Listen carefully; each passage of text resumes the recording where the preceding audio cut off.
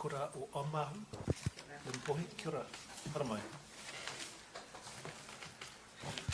Welcome.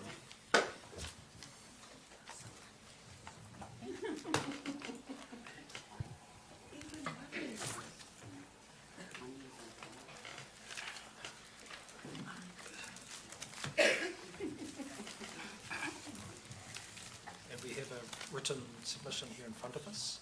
Yes. Let's start. Be happy to pass it over to you for your presentation. Happy for you to introduce yourselves. And I think some of the taito mariki from the school as well.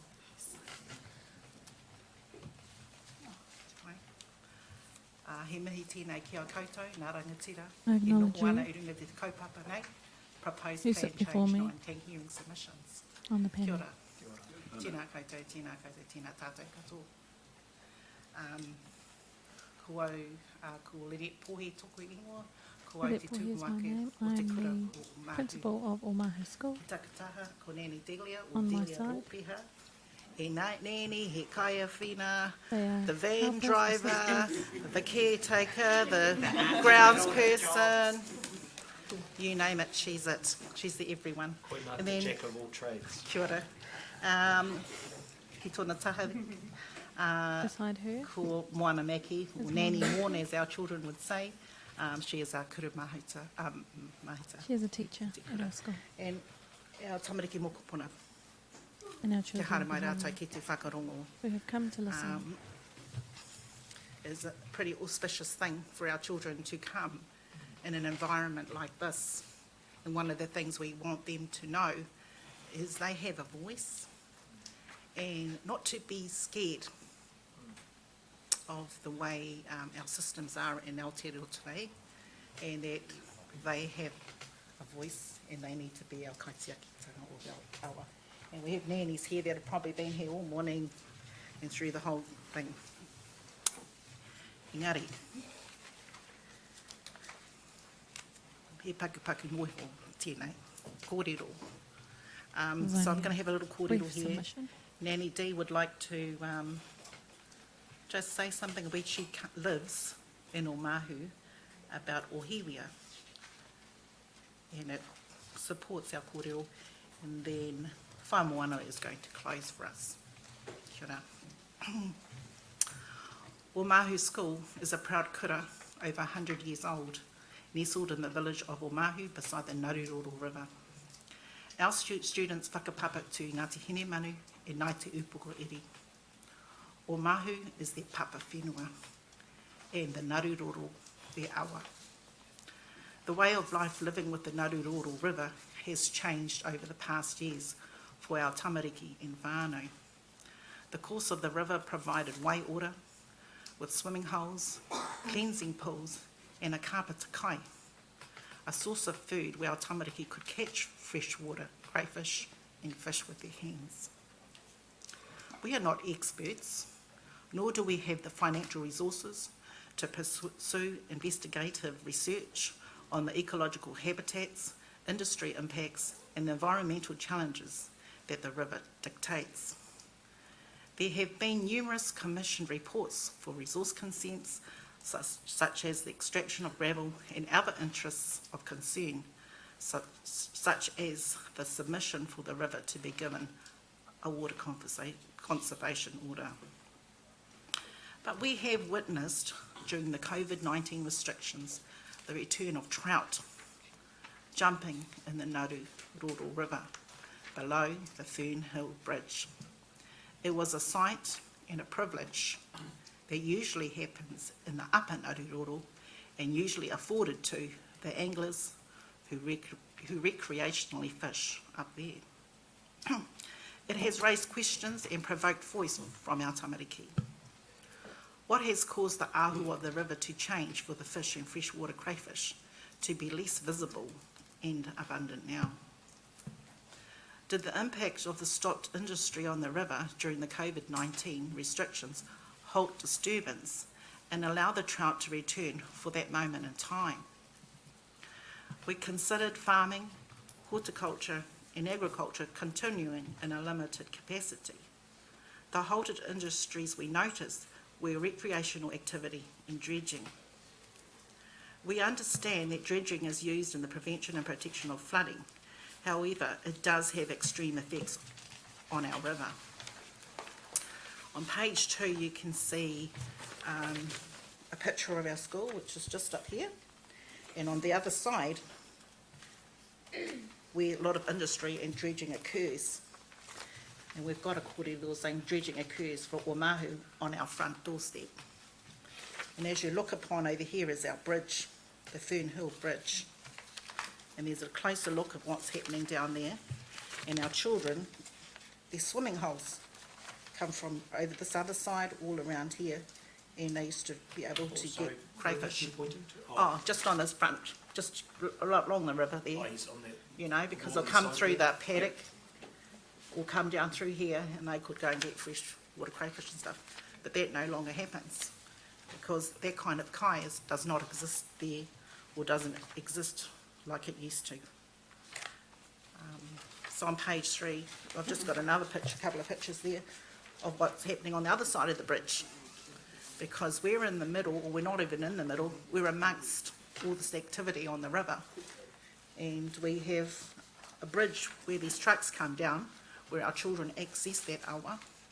So we have concerns about industry on the river because it potentially disturbs our way of life as a people. We seek the following decisions from the council. To ensure the impact of dredging on the Naruroro is minimised and inclusive in the tank plan specific. Not just an industry, but specific. We ask that you consider the frequency, the access and effect dredging and industry has on the river and the people that share it. We're not a selfish people. We know that all the people along the river live off the river, but we're willing to share it as long as we can still maintain a sense of a way of life for us as a people. To ensure a current review of the Naruroro River flood protection and drainage scheme is included in the tank objectives.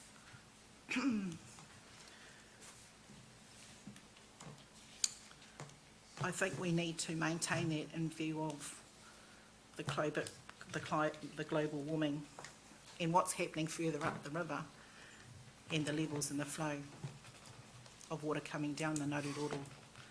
We ask, is it possible to place a rāhui restriction on industry that uses the Naruroro River for a period of time, not indefinitely, but a period of time, or reduce industry over a period of time, as we do when we put in place marine reserves to allow our marine species and marine environments to re-establish themselves from over-commercial use.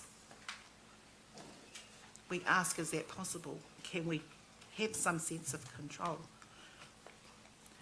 In our curriculum, we include the values and teachings of kaitiakitanga, whakapapa, mana motuhake and rangatiratanga. Therefore, our student voice is important and concerns for our awa deserve to be heard. And thank you for today.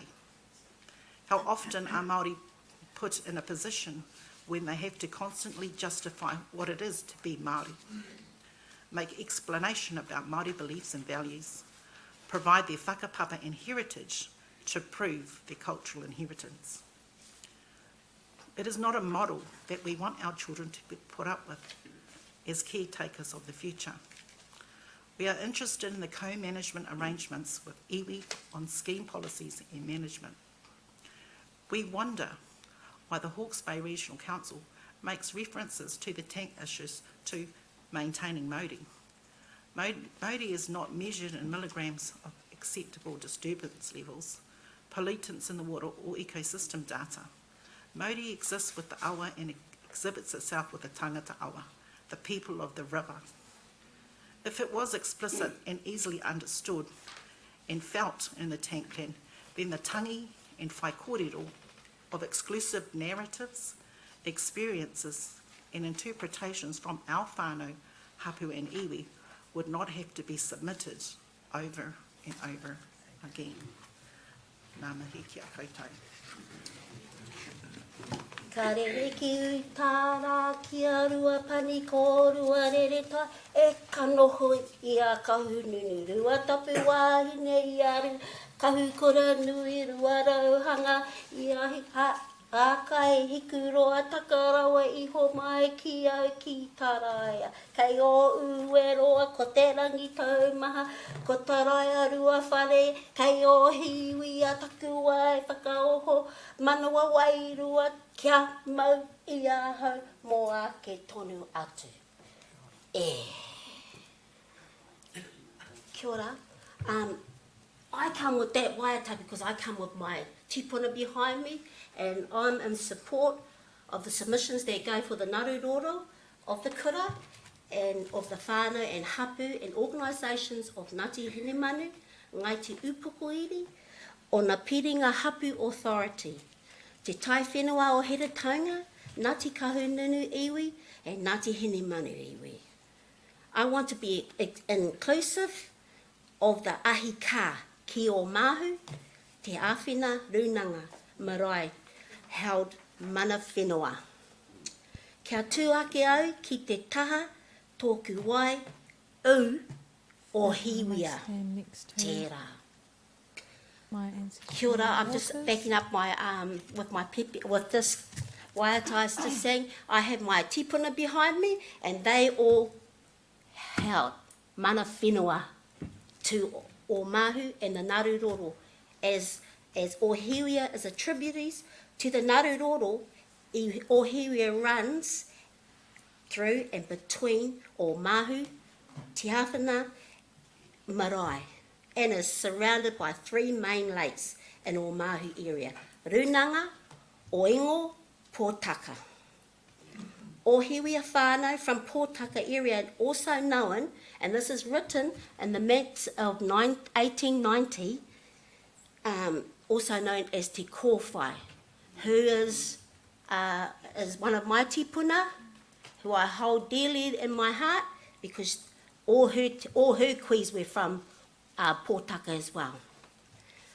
Known as mana whenua atua, it was also known, Ohiwia was also known as mana atua, wahi tapu, where karukaru, the kaitiaki of the Ngaruroro, is believed to reside at Ohiwia.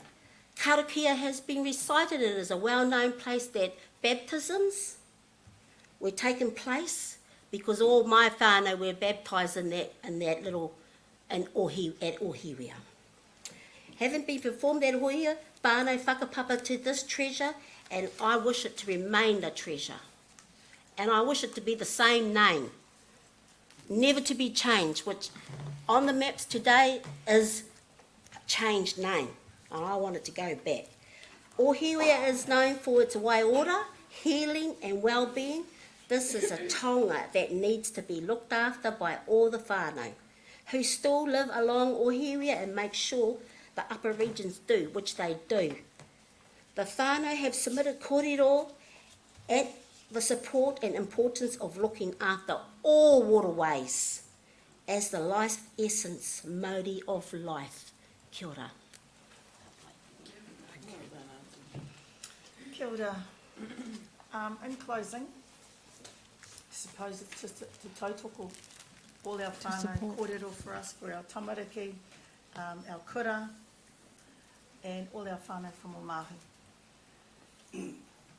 The generations like our whānau that have lived along the river, when will enough be enough? How many more submissions? How long does this have to go on for? Our tamariki behind us, I don't want them to be sitting here in 20 years' time doing exactly what we are doing right now. It's got to come to an end, and let this be it. We oppose.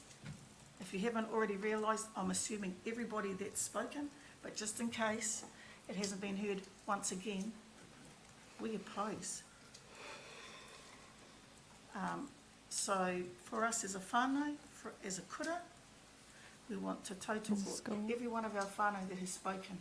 We want to support all of our whānau from Kahungunu, Let it be. Kia ora koutou.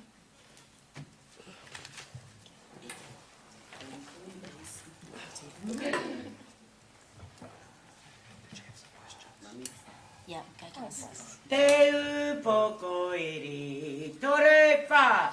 Te upoko iri, ngati hene manu tēnei e tu atu nei.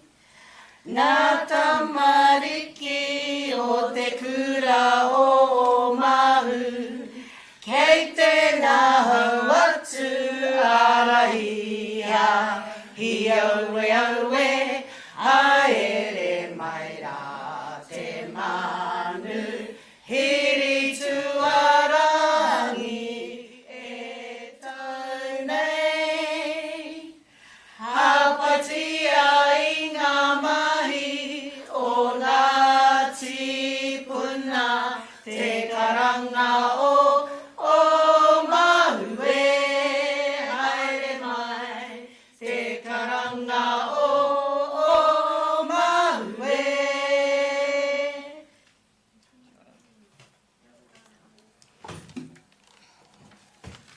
So thank you. I would see if we've got any questions. Questions? Sorry. Questions? No, we just have our say in questions. Oh, there. We get to ask a few questions as well. We'll just see if we do have some questions. Okay. I'll try and pronounce it right. Ohiwea stream. If I'm driving from Omahu towards inland, that's the stream I'm passing about 1 kilometre out of town. Is that right?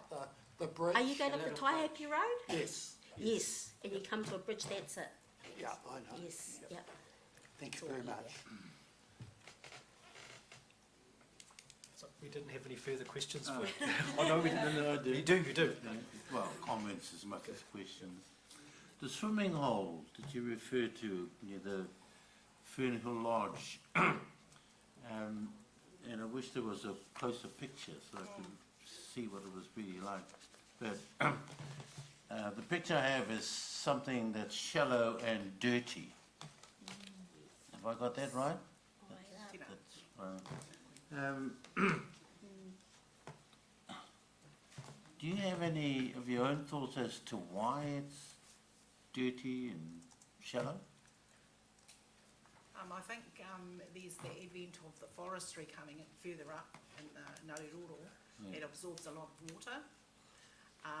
We haven't got all the evidence about any contributing streams that flow into the awa itself where farms have diverted water for ponding. Okay, so there's a definite, we feel, difference in the flow of the water, the depth of the water, and it's not cleaning out as it goes. All right. So, but you can see on that river that there is industry there, or things happening, just like in front of us. So the water holes are just right in front of them, where Ohiwea is, right along there where our kids would come down to the bridge, or they'll go through Nanny D's place and they'll swim along those. But that's not a happening thing anymore because the water's been so shallow that you could barely get yourself wet unless we have a rain like we have today. I've been the tūmawake at Omahu School for the last 5 The years, principal. and it only has once reached the riverbank itself. Does it ever The dry flow. right up? No, Oh, just about. there was only once, and that was when we had big floods here, and it didn't breach the banks at all. It just raised that far. But you can see how paru we were driving here today, and how paru the river is. How dirty. But it's a lifestyle that I think our children still need to know how to live, especially in this day and age.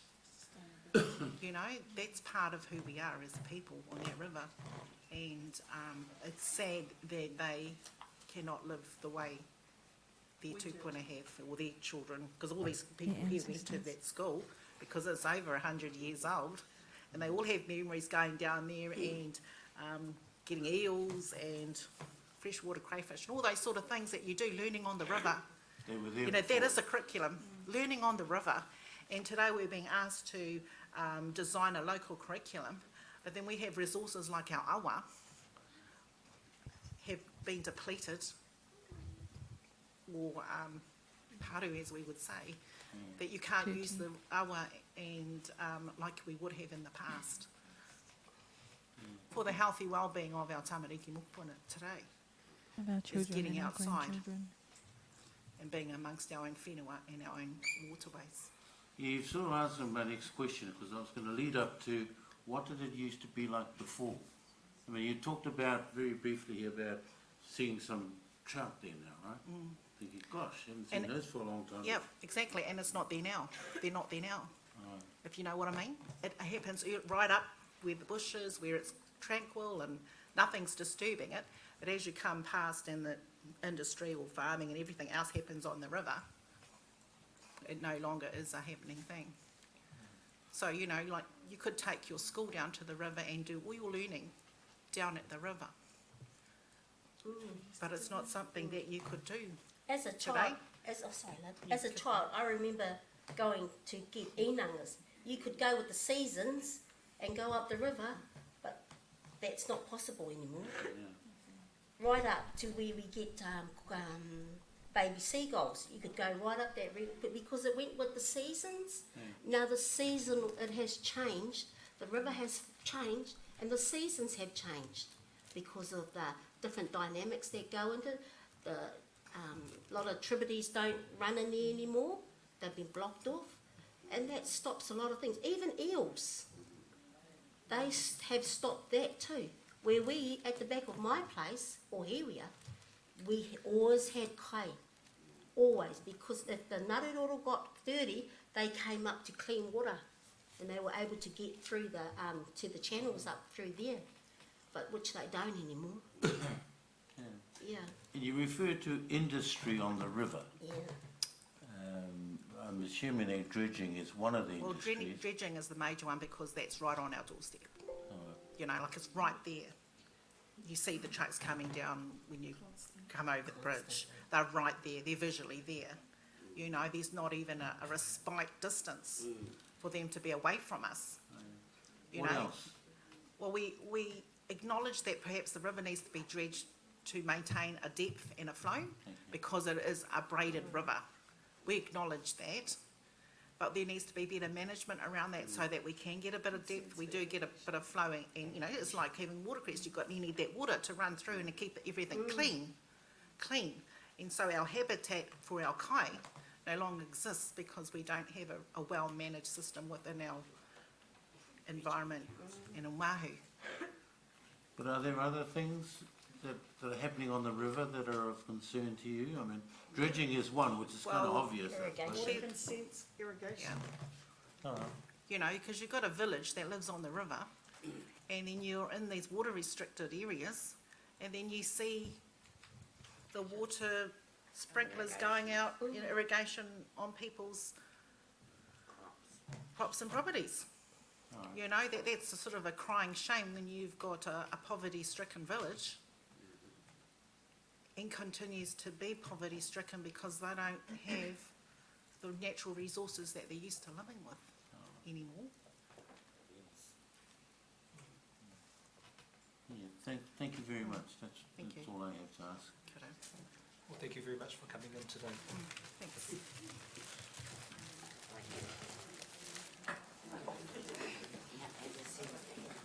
Well, listen to it. We now have Charmaine Penne, submission 139.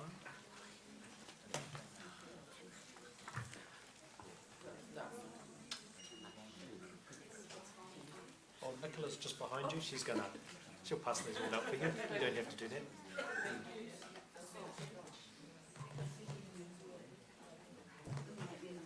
Thank you.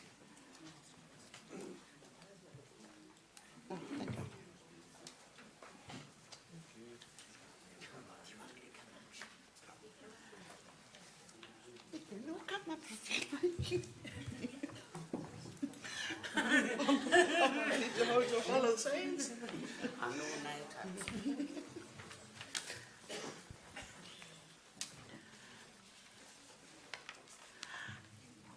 Kia ora.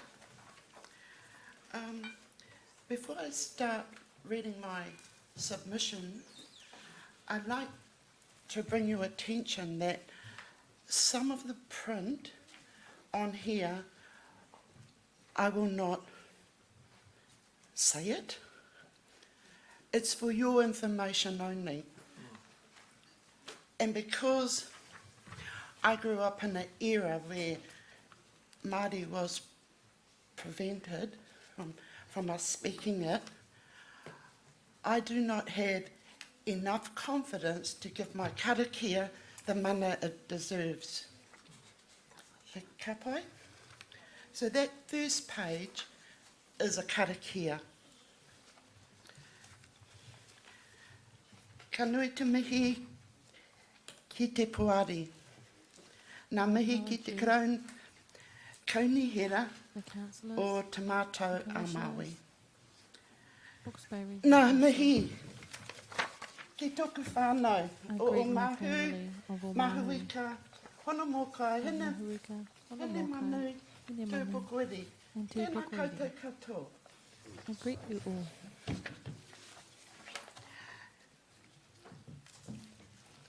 So I've just gone through that little weeny text and summary of what will happen. My name is Charmaine Penny.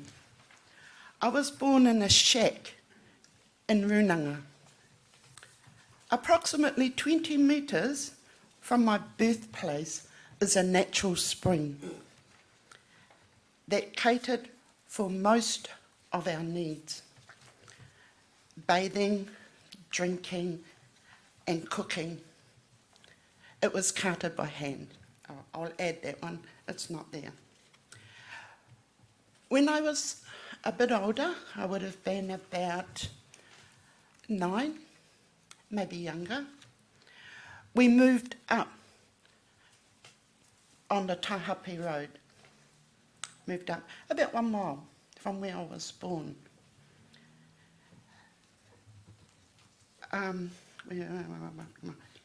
Where water was gathered from another spring, another natural spring for our basic needs. And if I could add, because it's not here, I had to cut that water. It would have been about 100 metres, and you'd go up a little rise down, and I'd fill two 20-gallon drums of water on a little cart with wheels and take it back home and boil it on an outside fire.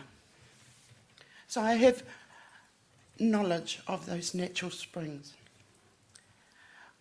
I was the representative for Runanga Marae on He Tō Takatini and Heretanga Tamate Settlement Trust from 2014 until September 2020. I'd had enough. I'm currently a Treasurer Trustee on the Hapu Ki Runanga Trust Board. The hapu is actually mahuika. This is an independent submission that did not seek mandate from Runanga Marae, the Hapu Ki Runanga Trust Board, or any other associated marae or Māori organisations within Ngāti Kahungunu. I want to make that quite clear. I take these things on board myself, because I always think I've got something to say. The areas of interest that follow are references only. Area of interest is Ohiti, Tahapi Road, Kawera, Pokeha Momo. I had no access to a map, but I know where they are in my mind. Waterways of interest are Naruroro, Runanga Lake, or Hiwia Creek, or Kawa Creek, Pokeha Momo Creek, and 3 swamps.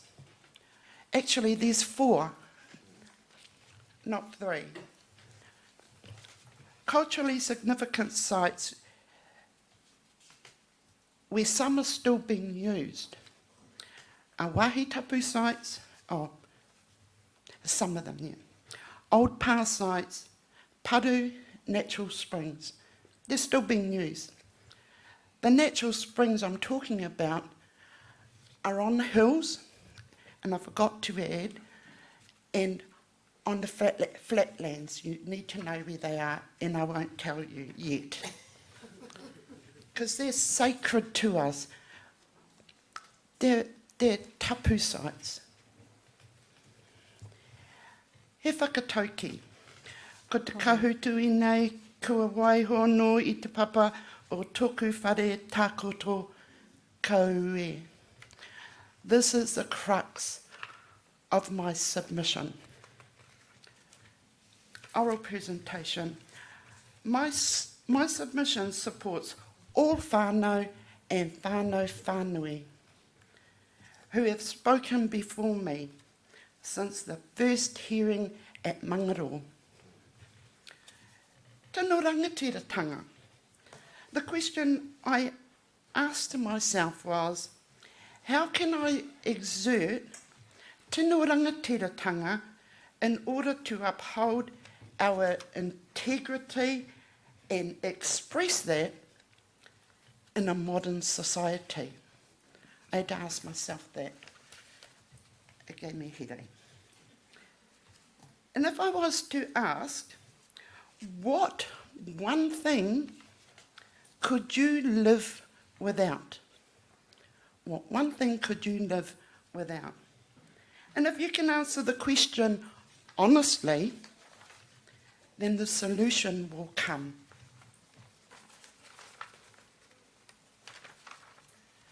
The points I would like to address are consultation, quantity of water, quality of water, and I'll explain the gravel extraction quite briefly. Consultation, 1, consultation process. In general, the consultation process is and should be about equality. It is unfair that we are treated as an interest group. It ticks the box in the consultation process. It is unreasonable for interest groups to self-fund a response. We, the interest groups, receive a huge document to wade through, interpret it, and then apply a response within a short time frame to get to this point. It was diabolical. We do not have lawyers, scientific experts, or policy analysts at our disposal. Excuse me. In short, we need to sit at the tables as equals. Number 2, quantity of water. What are we prepared to live without? If we continue doing what we are doing now, then we are dead. Something needs to change. Our mindset needs to change. The following examples are as follows. Build a dam. I totally opposed the dam proposal in the Tamatea region. If the dam is beneficial to replenishing the aquifer and the waterways, which are at a critical point, then that has to be a positive move. Ensure an even annual flow in the river systems make sure they occur. It would be unfair and unjust to increase water extraction resource consents for commercial use. This is about, and I'm referring to this plan change, this is about replenishing and sustainability of a natural resource. Turn the bores off is another one, if you have a dam.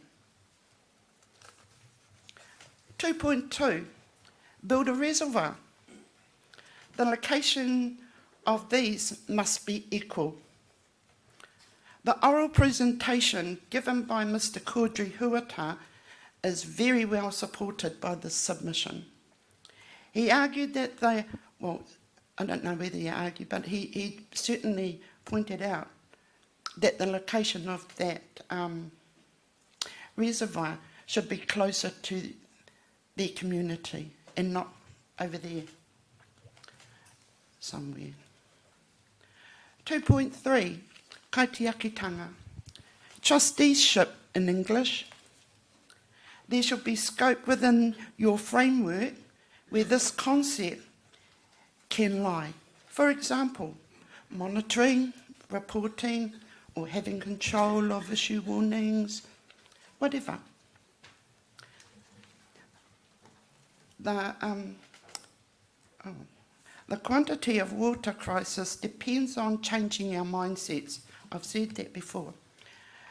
We all want the same thing, but we keep talking past one another. We keep doing it, have done so for years, in my opinion, not in anyone else's. So the following are examples of what we want to do. Replenishing our waterways, replenishing our aquifers, sustainable waters, cultural waters. If it's okay, I'd like to say, I'd like to express that verbally. Waiora, that was raised. Natural springs, the springs. Tapuwai are just some examples. Clean water. These are the things we want. Everybody. If we sit at the table as equals and consider what path we take, then be mindful of those waters that are culturally ours and are not impinged upon. Water is one thing I would not give up. And that was the answer to my question, my own question. So what about the quality of water? 3, quality of water. My question here to myself and to anyone that wants to participate, what can I live without? My list was long, but the three things I could not name were water, air, whenua. Once it's gone, it's gone. No money in the world can bring it back. That's the reality. This is what the whakatauki is referring to. Once it's gone, it's gone. The value, our values in it is gone. It's lost. And so we fight for it. The quality of, 3.1, the quality of the water has been affected by commercial use. For example, we are either using it, overusing it, or polluting it. It will affect the quality of application.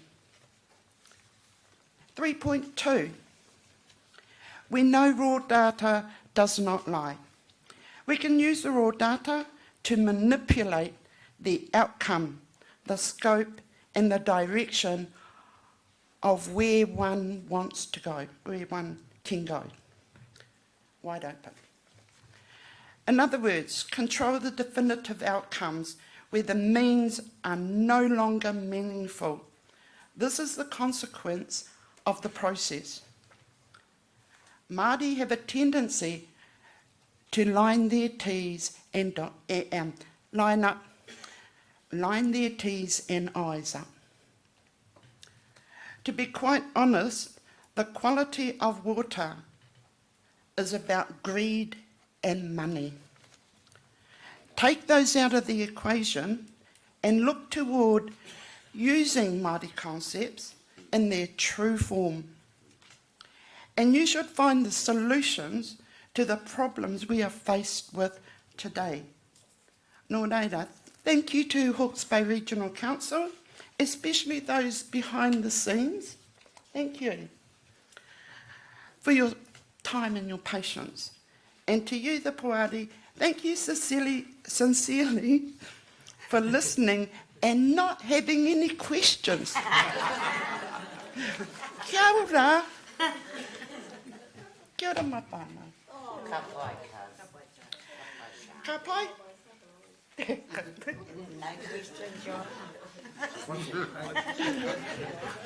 Oh, sorry. Yes. Jamie. Yes, Roger. Aroha mai. Jamie was my co-presenter, and I was letting her speak to gravel extraction because she is so passionate about it, and she would have had a lot of written evidence in a court of law about gravel extraction. I can't repeat that because I don't know it.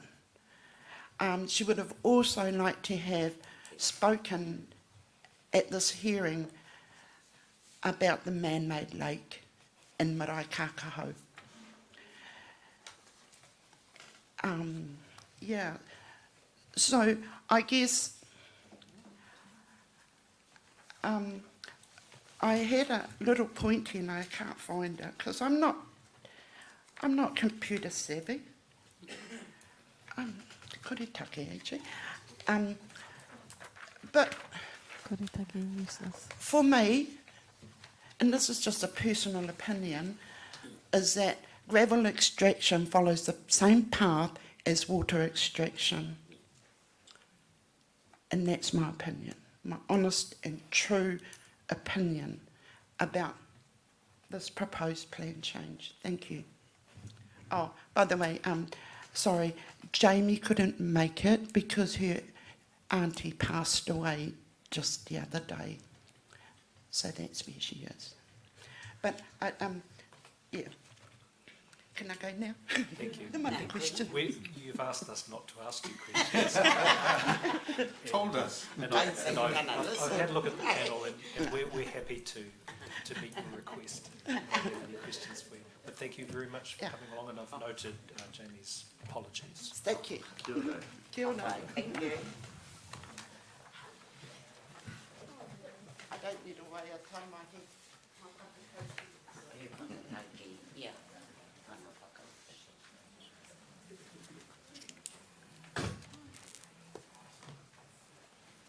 We have Owhaoko Sea Trust, Mr. Peter McGregor. And then we were going to have Tanya Huata after that. Oh, okay. Oh, okay. So they're both together? Is that right? Okay, thank you.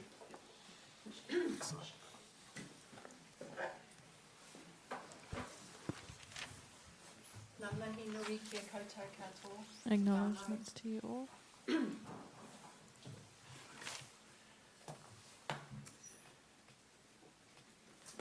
Kia ora. Ko Tania Huata Kupahau, My name is Tanya o Huatakupa. Kohupatiki Au. I'm from Kohupatiki, Engari, ki o mahu ahau I noho but I ana. reside in Omahu. Ko maunga hararu te maunga. Hariru is my mountain. Ko Nararoro, Ngariroro, Mohaka, Mohaka Ngā awa. are my rivers. Ko Takitimu te waka. Akitimu is my canoe. Ko Ngāti Kahununu, Ngāti Kahumanu, Ngāti Pāhauera, Ngāti Ngā iwi. Kahumanu are my tribes. Ko Ngāti Tōhara Pake, Ngāti Mihi, Ngā Hapu. These are my sub-tribes. Ko Kohupatiki, Ramoto, Kiriara, Ngā Marae. These are my marae. Nō reira, tēnā koutou, So thank you. tēnā koutou katoa. Kia ora, my name is Tania Huata. I occupy several roles that have interaction among various other Māori entities. Recently, I was a trustee on Mana Ahurere Post-Settlement Trust. I am presently a tangata whenua representative on the RPC for Ngāti Pāhauwera Development Trust. The role I am here for today is a trustee for Whāko Sea Trust to present on behalf of our trust. You would have in your possession our Chairman Peter McGregor's submission. The person beside me is my husband, Mark Cooper. Mark is my technical advisor, but also he is here to talk on behalf of my submission. O Whāko Sea lands are located on the western side of the Kāweka Ranges. We occupy the lands embracing the length of the Ngaruroro from Kuripāpango all the way to the headwaters next to Kaimanawa Ranges. Our lands are operated under the Te Turu Whenua Māori Land Act, 1993, as an Ahu Whenua Trust. This is the legal entity that gives authority to the trust to represent the mana whenua. These lands are represented independent of the post-settlement groups. Our land area comprises just over 9,061.0756 hectares. Much of this land is subalpine in nature. Our ownership is currently around 1,629 individuals. All these owners are bloodline with direct whakapapa links along the Ngaruroro entire length, predominantly ancestral bloodlines we call mana whenua. The trust, in this sense, holds mana whenua status over its lands, its forests, its waterways, and is responsible for ensuring it upholds its obligations of its trust order. In this regard, we need to repeat the same message that has been delivered to all the proceedings around the Water Conservation Order, outstanding water bodies, and the tank plan change. We were never directly engaged with as a sovereign lawful trust on inherited lands. In short, we have never been engaged directly in the tank process. What the tank proposes removes Māori, mana whenua, and allows the Crown to continue on relentless and unchallenged on advice internal to its function and committees, and some cloaked as tangata whenua. The upper end of the Ngaruroro belongs to us. The treaty has never been honoured. Our lands are kept in as natural a state as possible. The Ngaruroro headwaters is flowing from a large part of our lands. We have successfully kept these headwaters in pristine condition by way of low environmental impact activities. We have no production exotic forest operations on any part of our whenua. We have preferred to allow native plants to be the prominent landscape. This is why we have a successful manuka honey production as a premium product. Our people have expressed their aspirations to the Trust, and I am here today to put forward to you, the panel and the Council, their aspirations. O Whāko Sea Trust supports the submissions of whānau, hapu, iwi and iwi members. We do not support the hostile takeover along our whenua, on our awa, which is ours by ancestral birthright over many generations. Local and central government has never directly engaged with us to honour the te tiriti o Waitangi on these matters. We have proven ourselves to be excellent at preserving the Ngaruroro in a pristine condition on our whenua. We urge local government to not put any sort of orders over our awa, especially o Whāko Sea Lands area, to preserve our tino rangatiratanga on behalf of our people. The council should in fact engage with us, a partnership level, to maintain an effective management plan for the sustainability of the Ngaruroro awa as partners. That's from all Whāko. I'm going to go straight into my submission as well as my husband's, and then you can ask questions after that. Thank you. I'm going to do this because I've separated the two, because many times I can say things that can be quite controversial and could offend people, and I needed to keep o Whāko Sea Trust how it is. Okay, so many of the interested parties are looking at our Ngaruroro awa, which is our taonga, as mana whenua, with a completely different mindset towards a natural resource. Monetary gain and corporate profits are in many cases the driving force of their business models, regardless of sustainability. Kia aroha, I forgot to say, my husband Mark is here. I light the fires and he puts them out. With regards to the local government planning towards long-term sustainability, and some of you have already heard this kōrero, what limits have you set for the exploitation of the Ngaruroro and the aquifer? I give the following as a thought experiment. Hypothetically, 1,000 immigrants with access to wealthy bank accounts could theoretically move into Hawke's Bay and decide to plant massive vineyards and orchards to benefit the local community, as they would say. These large industrialised operations could in fact deplete and damage our Ngaruroro and aquifer beyond repair. From my own experience witnessing the water abuse through greed in the far north, greed seems to rear its ugly head. What I saw were water bores drilled and installed above the water springs, dotting the landscape like sheep to grow avocados.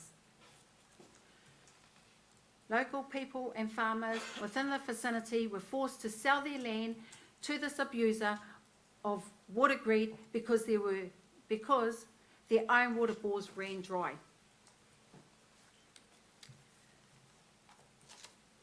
With that situation in mind, has the council produced an in-depth population growth and expansion study for Hawke's Bay? If this has been done by council, what are the 10 yearly population forecast growth over the next 100 years? On top of this, what is the current water usage for household, industrial and horticulture use taken yearly from the water bores over the aquifer and neighbouring lands to the Ngaruroro? Also, what is the yearly usage take directly from the Ngaruroro itself to the upper reaches bordering whanawhana? With these factors in hand, the council can then calculate, using extrapolation formulas, a 10-year usage cycle progressing to 100 years. If this can be done as accurate as is possible under the circumstances, then sustainability tied to population and usage growth can be tracked and monitored. The reasons why this is important is to prevent destruction through corporate greed over our resources. Tell me when you want to take over. I suppose what I'm trying to say, we view our awa with a 100-year plan of sustainability and protection by our people. There needs to be a Māori arm resourced and staffed to prevent our mana whenua taonga and te tiriti o Waitangi obligations from being destroyed and damaged through greed and over-exploitation. As mana whenua, it is a given that the Ngaruroro for us is a spiritual connection. A large part of our tikanga involves respecting our land and waters as a living entity. So we tend to want to preserve the life force of the Māori within our connection to Papatūānuku. The tank plan system the council and rich elite are bringing about will add layers of bureaucracy across much of our people's ancestral land. The bureaucracy forced upon us may be, in fact, hinder and restrict our abilities and authorities to protect the Ngaruroro.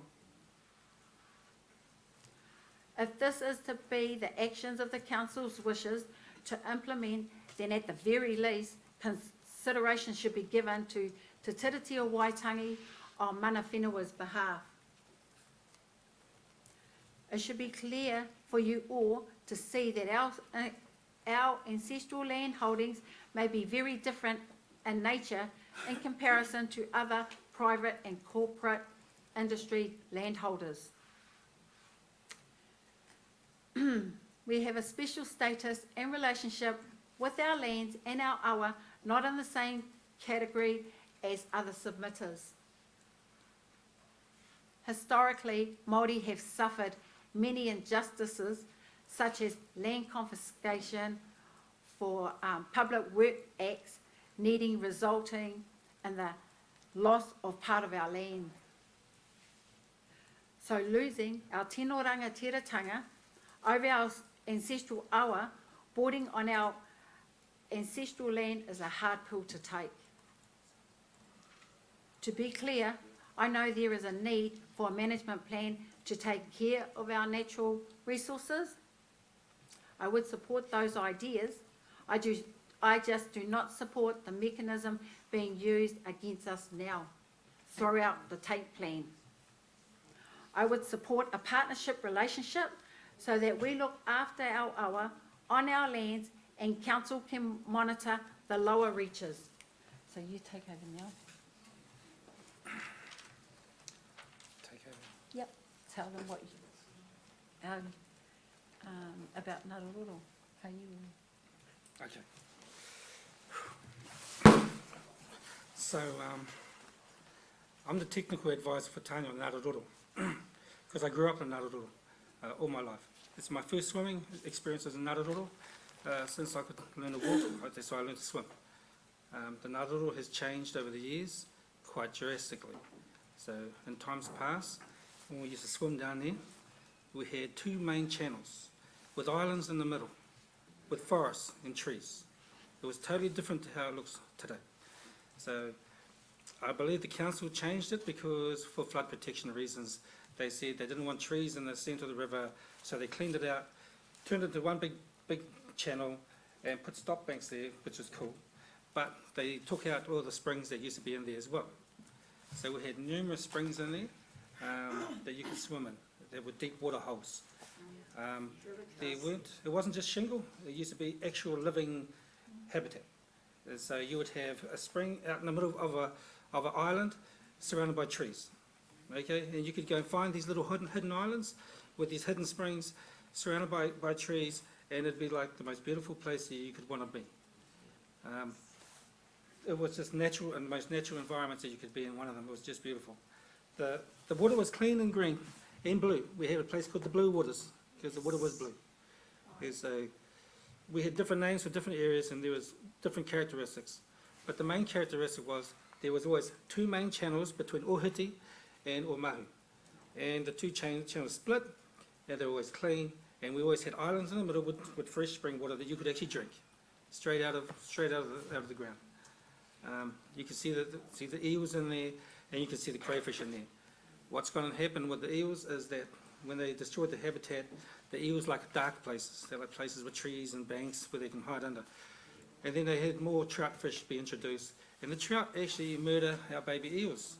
The trout are like predator fish. And so they dominate the rivers. So if a young eel is swimming along there, he hasn't got a chance against the trout. The trout will get in there, he'll eat them up. If he sees them, he'll eat it.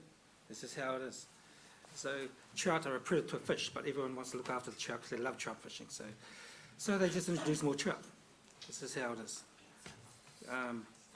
Now the pollution part of the river, that's easily seen. I don't know how many of you are into kayaking, but I used to be a kayaker, heavily kayaking. And so I would kayak 50 kilometres from Whanawhana back down to Omahu, regularly. And so as you're kayaking, you get to know the life force of the river. And so you can see and track where the pollution enters, where all the contaminants enter, exactly at the point of entry onto the river. So when I hear scientists talk about, oh, we do this monitoring, we can test this, there's this pollution, this chemical, this, that, but they never pinpoint the sources of where it comes from. You jump on a kayak and you kayak 50 kilometres, you get to see exactly where it comes from. You give any kayaker the mandate to say, hey, go find the pollution for us, and they will find it. Okay, no problem, it's that easy. Okay? Now that the water flow has been reduced, and so when you're talking about the Ngātauroro being smaller and smaller, what that is, it's not about digging the channels deeper, it's about the quantity of the flow, of the water flow, okay? So some guy builds a dam, or he builds his own little private stream, and then he drags all the water off to his own private lake. And so he's taking a bit of a quantity off the Ngātauroro. Now the problem with that is the Ngātauroro needs quantity to clean itself and to rejuvenate its aquifers. And there are aquifer rejuvenation points along the length of the Ngātauroro. Not all of them have been mapped out. The only way to see those is at certain times of year, during certain seasons and certain times. You can see the water disappear into the ground. And it'll pop up a couple 100 metres downstream or 20 metres downstream. It just depends on the type of year. That happens from time to time. And so aquifer regeneration is not just the one at Roy's Hill that they built, the council built. There are natural aquifer regeneration points along that entire length of the Ngātauroro. They rely on a quantity of water to keep them fed properly. Now, if you deplete the aquifer levels to a certain degree, they'll start to collapse because you'll leave cavities in those aquifers and then they'll be contaminated by those collapses. So no one's talking about that as well. So I believe there's a Sky Team survey taking place that was last year, but that data hasn't come out yet. And they should clarify a lot more of the geological structures underneath the Ngātauroro when it's available, if the data is made available. That goes down to 100 metres depth, I believe, and sometimes more than 100 metres depth into the ground itself. So if you get that entire data package without being edited out, you need it raw. If you get that data in its raw forms and then its edited forms, then you can map out the geologic structures underneath the Ngātauroro. And you'll see what I'm talking about from what I see above the ground. Now the stream Ohiwea, that stream has now been renamed Okawa Stream on maps, on Google Earth. So if you look at Google Earth, it says Okawa Stream, but it's not Okawa Stream, it's Ohiwea. You see? Now, when I was a young fella, my koro told me, his name was Walter Cooper. My koro told me that the kaitiaki of the Ngātauroro lives in Ohiwea.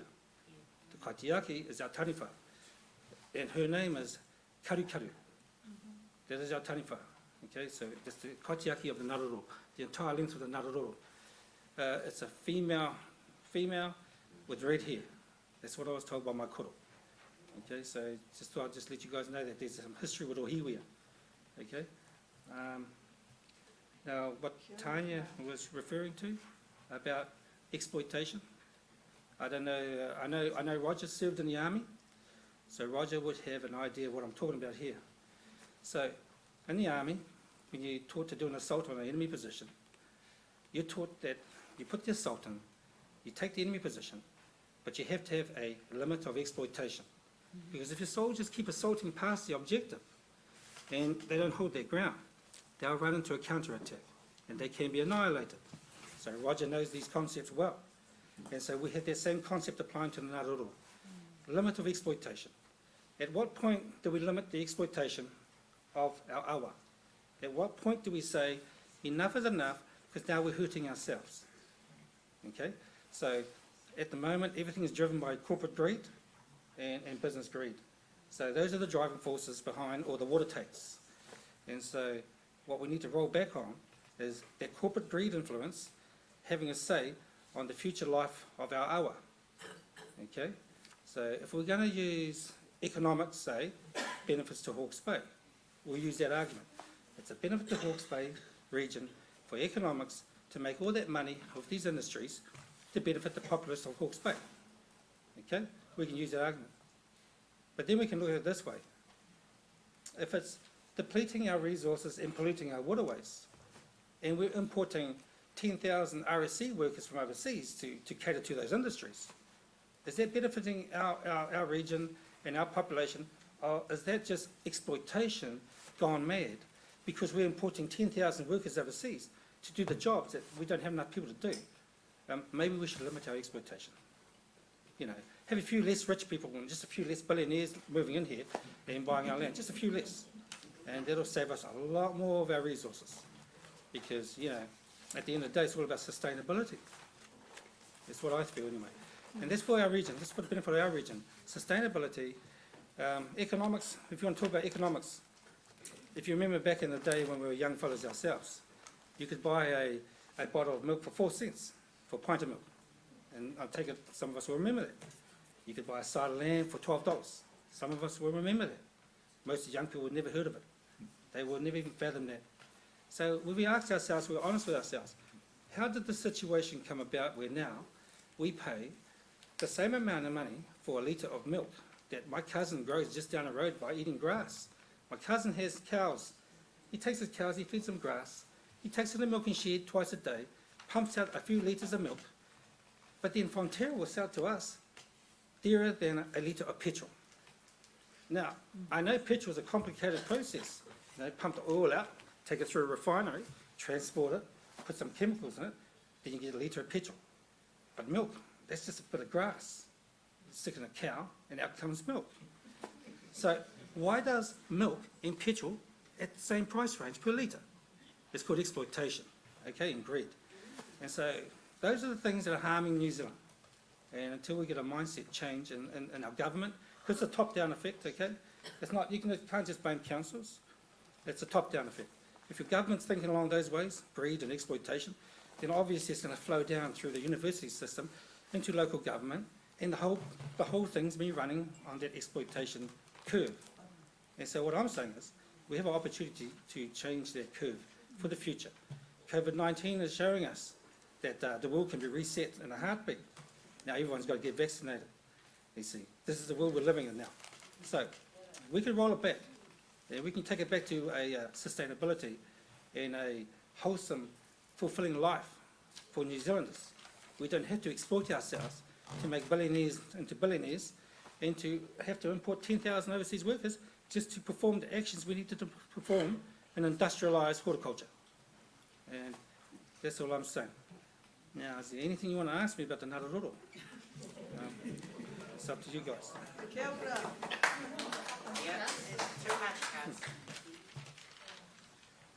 Well, my first question is a bit of a dumb question. I just want to understand quite clearly where the Uwhaoko Sea Trust lands is. My understanding is it's directly west of Headwaters. the headwaters. It is the headwaters. And it includes a number of, because there's a number of blocks, Uwhaoko Sea number 7 and a number of, so it's, the trust administers all of those sea blocks, is that correct? Yeah. C1, 2, 4, 5 and 7. Okay.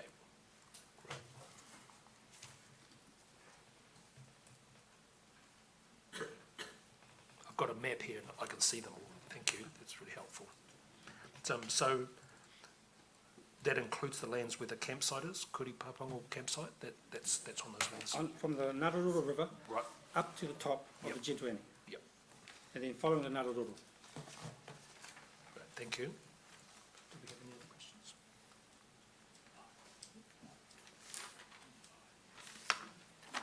No, did you have any questions? Seems like I had the other only question for you, thank you very much. Kia ora. Who's Peter? No, it's just a presentation on this trust.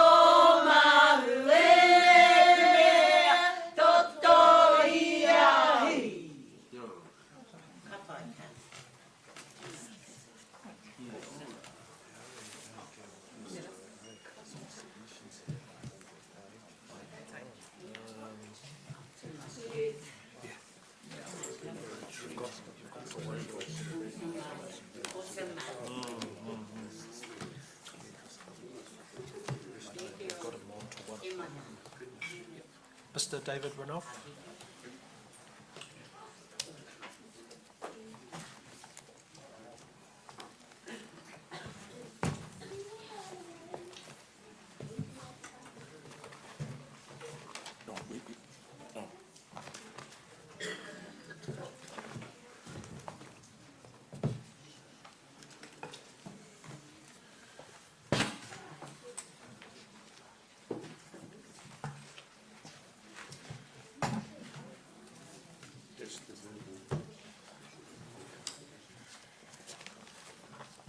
Good afternoon. Good afternoon. Mr. Renoff, we've been provided with a number of papers in front of us.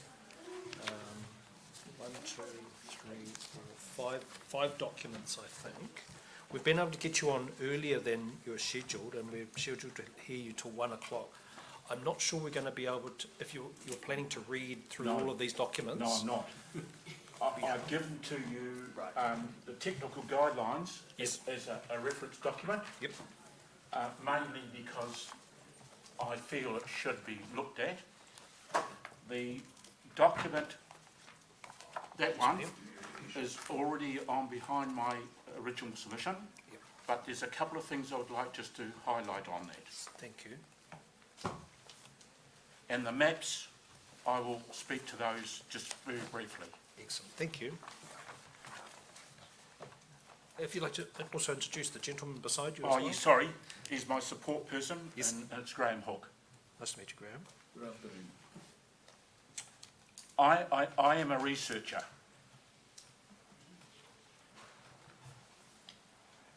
I'm not going to speak to the parts where there are lines on both sides of the wording, except for the first piece. Oh. So I'm not going to speak to those, so there's quite a bit to try and keep my time right. I'm a speed reader. I'm not sure if the rest of my panel are, but yep, we're happy for you to go along through those parts that you've identified. That's with the arrows pointing in. So, no, so the pieces with the lines on both sides of the wording, Yes. I am not going to speak to those, Yep, that's right. except for the first piece. Thank you. There is no doubt for this type of submission, it would have been extremely helpful to be able to discuss my submission points with staff who have direct understanding of an outcome that could be achieved by having more robust measures to provide a better protection for the environment. Especially in regards to tank, when it is stated, this will be a catalyst for introducing some far-reaching and overdue changes to the way our freshwater is managed. Then I go back to down to the arrow. Or I would like to think the Hawke's Bay Regional Council staff alters the wording that would be more acceptable, but to achieve an environmental outcome. We cannot manage what we do not measure. Down to the arrow. This Plan Change 9 is an opportunity to instigate robust water quality standards. There is no need now to push back on any changes that will improve stormwater discharges. I'm highlighting the following in my submission, and this is sediment management 20. Measuring phosphorus and nitrogen in river sediments is essential so that accurate amounts of phosphorus and nitrogen that are being wasted is established. Again, we cannot manage what we do not measure, and we're certainly not measuring those at the moment. The picture attached to my main submission. That's on the tuki-tuki. Yes, that's right. It's a tuki-tuki picture of the algae, which is fueled by phosphorus and nitrogen. I've attached a laboratory one as an example only, and that's over the page, to show you what is actually contained in sediments. I request that phosphorus and nitrogen in river sediments is measured. Land use change and nitrogen losses 21. Amend policy 21. Consider encouraging farmers to improve humus levels in their soils by including the wording into the land change and nitrogen losses policy 21. This word encourage has a great deal of merit, but has been rejected. So why not change the wording to be more acceptable and appropriate to achieve the desired outcome? Over the page is that example of a sediment taken from the tuki-tuki. Stormwater management 28.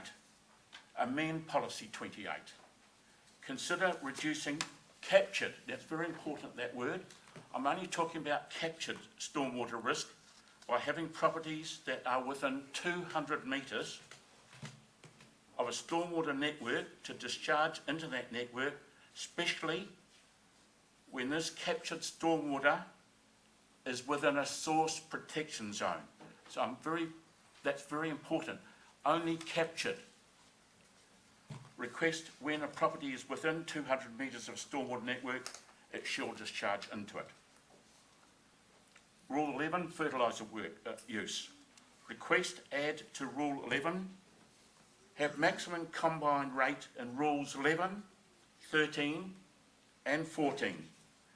If the combined rate of total nitrogen in Rules 11, 13 and 14 has no combined rate, it is likely that combined rate will exceed the plant uptake and the soil's ability to retain. Rule 14, animal effluent. Today, one of the biggest issues in water quality, and to have a fundamental checklist attached to the plan, would be a step forward to assist people which would improve water quality. there are a group of people who require guidance on such issues. So why not help them so our waterways and groundwater will benefit? A plan is a method or course of action thought out in advance. There's no reason why the resource management plan cannot have a checklist. Request a fundamental checklist for the application of fertiliser and irrigation water. Schedule 35, source protection for drinking water supplies. Amend Schedule 35. There is a considerable amount of information available, and that's in the booklet which you have. That's the booklet with that one. And in the booklet, there is a pear shape. I just want to go through that. That's that one picture there. The pear shape, which I think I've come to, the pear shape, the centre of that pear shape, the dot, is located on the top of the Hastings District Council drinking wells in Eastbourne Street. The pool of that water, according to this document that I've researched, pulls the water from the north. And I mention this, it's not pulling directly from the river, it's pulling to the north. And the maps, source protection maps, do not show that. Again, we cannot manage what we do not measure. If the full extent of the Hiratonga Plains unconfined aquifer is not identified in the plan, there will be a continuation of more adverse effects because parts will not be managed as an unconfined aquifer area. In a letter from the Hawke's Bay Regional Council, opportunity for the maps of the Hiratonga aquifer system to be updated. That's the, I won't read that out, but that's the letter that was sent to me when I asked. So there's no reason why this cannot be accepted. Request the Hiratonga Plains unconfined aquifer area boundary be updated. Next page, 5. Would appreciate that this important matter is resolved by this hearing process. Because of the data I've given you in the reference stuff, and I've discussed this with other people, I think this is such a big issue of these source protection maps, I would like to think that you could form up a group specialised to actually go through this information to actually do a better job with these source protection maps. Duplication. Hastings District Council, Napier City Council and the Hawke's Bay Regional Council have all formed up their own source protection maps. Local council maps overlap, and I requested in submission 14 that all these councils jointly work together on this matter. This is stated in the report of the Havelock North Drinking Water Inquiry, Stage 2, collaboration between agencies. This has not happened with the source protection zone maps. They've all done their own. To bring the point up which I have been raising, Hawke's Bay District Health Board submission, which I think you're going to hear, Policy 6, Protection of Source Water, Recommendation 10, extend the definition of water source protection zone to all registered water suppliers serving 25 persons or more. Therefore, request one source protection map into Plan Change 9 that shows all registered drinking water wells in the tank area serving 25 persons or more. If these wells do not have source protections on Hawke's Bay Regional Council maps, then this will be putting people at risk.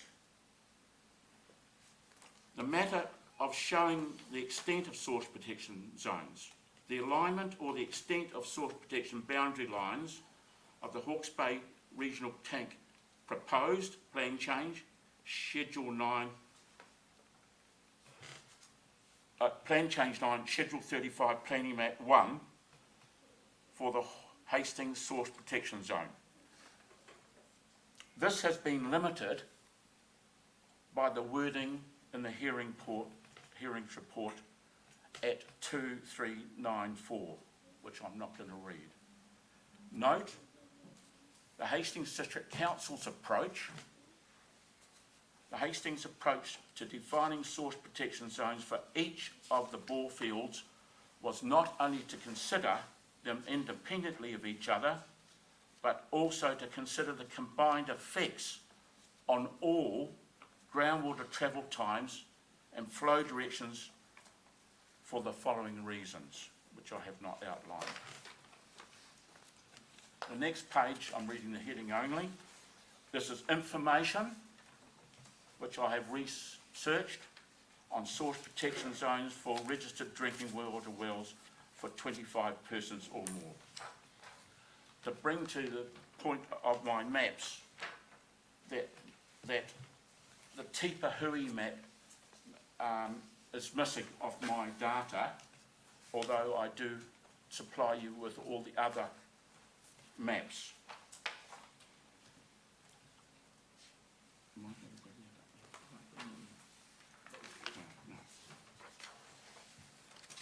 Page 6. I'm not reading all those out. Based on the robust data listed below are some of the details which is required to form up source protection zones mapped for the Hastings District Council's area of registered drinking water wells. The last one I will read, 21, establish the actual true bearing direction of groundwater flow. And the point was that I showed you that map of the pear shape pulling the water from the Watties area. Page 7, numerical model applied to the source protection zones by the Hawke's Bay Regional Council is a mathematical model that may not have been assessed or addressed the following points. RMA Section 30, the functions of regional councils under the Act, the maintenance and enhancement of the quality of water and water bodies. 2, the Health Act 1956 legislation, protection of contamination of all raw water used by that drinking water supplier. 3, groundwater drawdown from the Hiratonga for Aquifer clearly outside the source protection zone. That overlay is actually in the booklet. When you look at the booklet, there's an overlay photo of the maps which I've overlaid to show the differences of the two councils doing that. It's very important matter that the pear shape points to the north, as I've showed you. So this means an area has very large quantity of groundwater that's available. Example, the maximum combined rate to take Hastings District Council Eastbourne Street in Hines Watties is 1148 litres a second. That is colossal. So it means that amount of water is available there. It's not coming direct from the river. That's the point that these maps are not showing.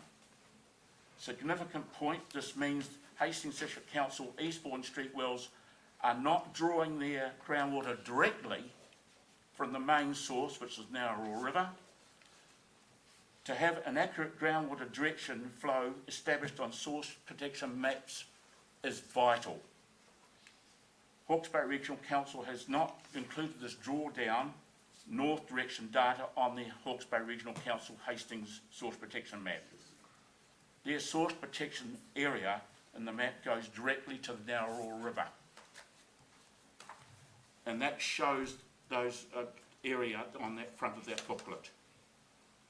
4, captured zone and groundwater flow direction, Tonkin Taylor, figure 2 of the Hastings District Council wellhead protection area, Brookvale Road number 3. This shows the captured zone of groundwater flow from the Tukituk River Hawke's Bay Regional Council proposed plan change Schedule 35 planning map does not show this. 7, the most robust methods based on current and international best practices for calculating source protection zones must be used. That's the technical book which I provided you for the reference, prepared for the Ministry for the Environment. The technical guidelines, source protection zones to which the regulations within the NS could apply. Highlighted because the importance of doing something which may not be required or accepted to meet future regulations. The maps I have done for you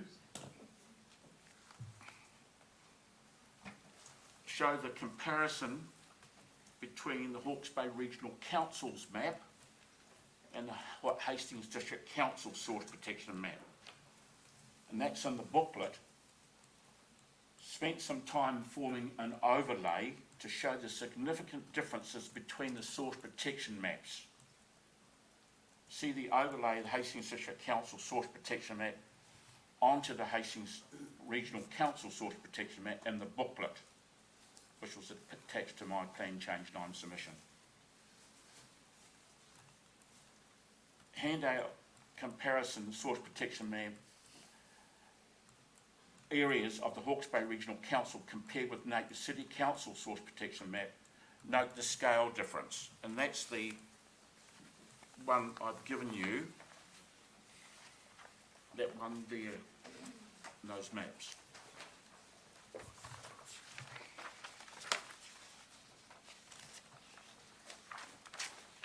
There's the last one on those 3 maps shows the regional council's 2 circles, roughly, and then you've got the big source protection map of the Napier City Council, what they have done.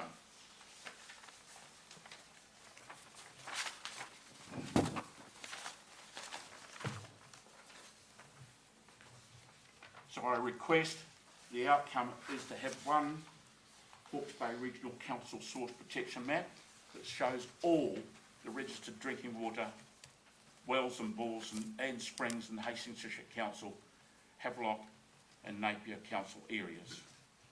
And that Hastings source protection maps are realigned to show the accurate flow direction of groundwater drawdown. And that comes from the figure 3.2 groundwater drawdown data from the Hiratunga groundwater model, which is Hawke's Bay Regional Council's own data. The outcome I require is the protection of pathways and sources of drinking water.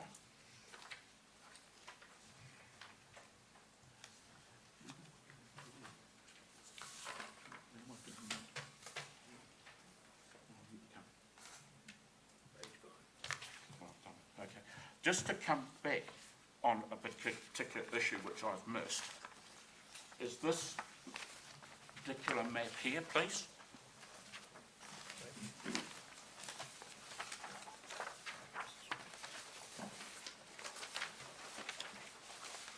That shows the intertwining of 4 wells. So when you're doing source protection zones, I'd love to not see that actually continue further, but it shows the intertwining and the interreaction between the abstractions of those 4 wells. The source protection maps are not showing that. That's Tonkin and Taylor's data.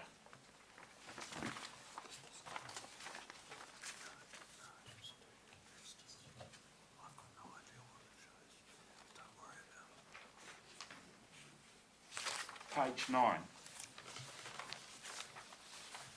This has been a bugbear for me for many years. The matter of after reasonable mixing in groundwater. Amend Tank Rules 19, 21 and 22. Submission 15 has not been addressed because I found no details in Section 32 report on the matter after reasonable mixing in groundwater. From a point of a researcher, it's virtually impossible and not practical, extremely costly, and you may never find the discharge end of a mixing ground, a mixing zone that's underground. And therefore sampling the discharge after reasonable mixing that has gone underground will never be done. Therefore, it is likely there can be a high probability of risk, harmful effect and cumulative effect. There is a potential effect of contamination levels of road runoff going outside the unsampled mixing zone. This is not acceptable, and common sense needs to prevail with this. So these captured discharges of road runoff onto land, into water in the Heretaunga Plains unconfined aquifer area that may enter groundwater needs to be sampled at the point of discharge so the environment is protected.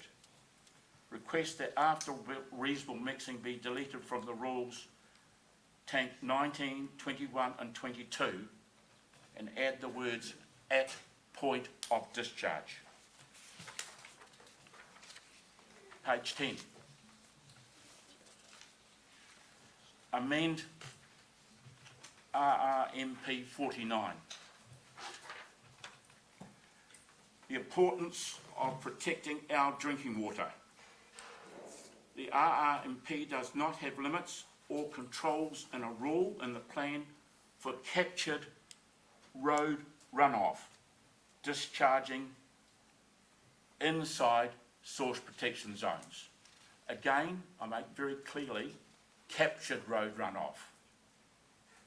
In a letter from the Hawkesbury Regional Council, setting of discharge limits is not mandatory requirement of a rule in the plan. Change made under section 32. RRMP 49 maternity rule, section 32 changed made on page 312, which is attached after this page. Informed that section 32 is to address issues if needed to be amended. Only rules that are amended are included into Plan Change 9. Rule 49 is not included in Plan Change 9, but has been amended. RMP 49 discharges to land that may enter water. Request that this new condition in Plan Change 9, RMP Rule 49, as stated in section 32, page 312, add the new condition that this activity cannot be located in a source protection zone. Attached is page 312, section 32 evaluation report, tank catchments plan change to RMP. That's after that page. As a researcher, have found no reason why this request cannot be granted because it's been stated and the amendment in section 32 but was not carried through into Plan Change 9, which it should have. Thank you. Oh, just other point, that one I gave you, please. I'll just quickly talk to that. That one. Yes.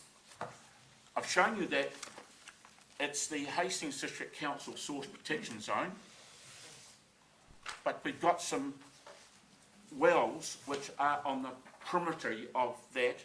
So again, that's why I'm saying there should be one source protection map for the lot, because there's wells just outside the perimeter of Hastings District Council wells, which are their own. But Hastings District Council, when you turn the page, has done a separate source protection zone for Omahu. That's the next page over. So they've actually accomplished that by doing a particular one, and it's not on land, it's the actual river that they are protected going up with their source protection zone. And if you turn the page on that next one, you've got the Havelock North bore 3, which also goes up the Tukituk River. Thank you. And missing, as I said to you, missing is the Tipahui Spring source protection zone map. Thank you. We'll see if we've got any questions. I haven't come across you before, Mr. Renouf. What are your qualifications, please? I don't have any. Thank you. I'm a researcher.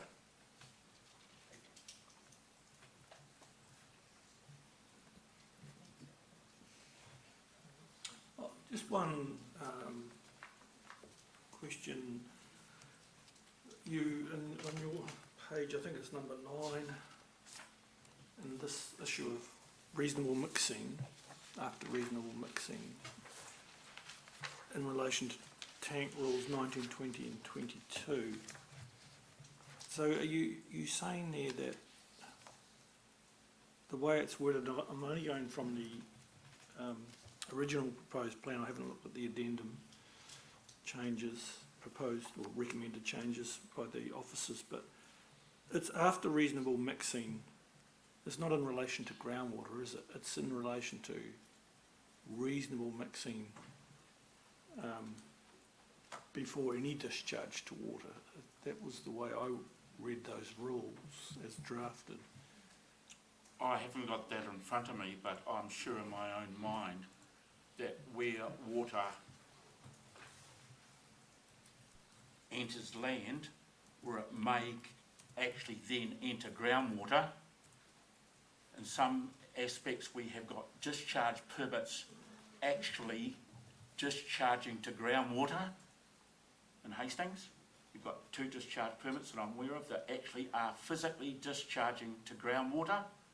That water then goes into land under that, with that groundwater, and you cannot do after reasonable mixing, there's no way that you're going to sample it. So that's why I want that wording changed. Yeah, I think I understand your argument there. I just, from my point of view, those rules that you've 19, 20, 21 don't distinguish between, say, surface water and groundwater. They just refer to water. Yes. So, but that's the point I'm picking up. That if there is a resource consent for that discharge to groundwater, you can't sample it after it's supposed to be reasonably mixed.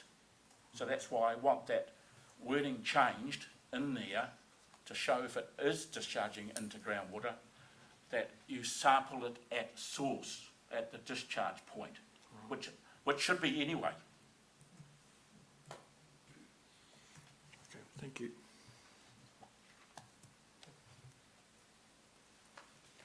We didn't have any further questions. Thank you very much.